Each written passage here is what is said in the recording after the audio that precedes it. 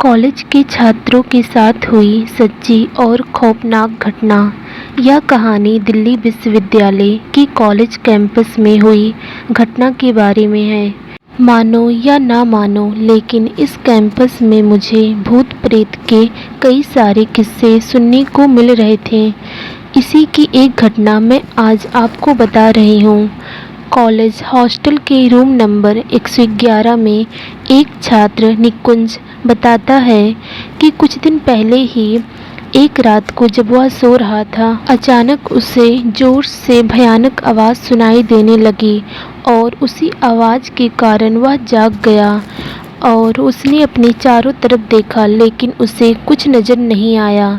उसे लगा कि शायद हवा के कारण खिड़की और दरवाजे आवाज़ कर रहे हैं।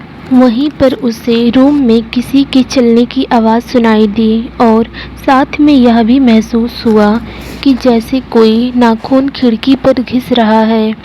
जब उसने दूसरे दिन इस बात की जांच करवाई तो उसे मालूम पड़ा कि 9 साल पहले ही एक छात्र वरुण, जो कि रूम नंबर 111 में रहता था, इसी हॉस्टल में, उसने यहाँ पर फांसी लगाकर आत्महत्या की थी और तब से लेकर आज तक उसकी आत्मा इसी रूम में घूम रही है। और इस बात की पुष्टि कई छात्रों ने भी की। उसके बाद उसे एक और किस्सा उसी हॉस्टल से सुनने को मिलता है, जो उसके कॉलेज के एक ग्रुप ने उसे बताया।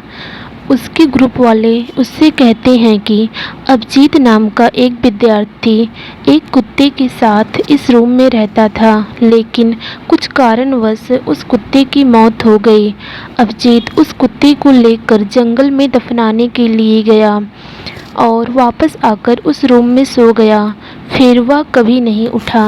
अभिजीत की मौत कैसे हुई, यह आज भी एक रहस्य है। और ऐसे ही रहस्यमयी घटना के कारण उस कॉलेज के छात्रों के अंदर डर बैठ गया और ऐसी ही सत्य घटनाएं उस कॉलेज में बार बार होती रही। निकुंज जब इतने सारे किस्से इस हॉस्टल के बारे में सुना तो वह उस हॉस्टल को छोड़ने का फैसला किया और कहीं दूर जाके रहने लगा।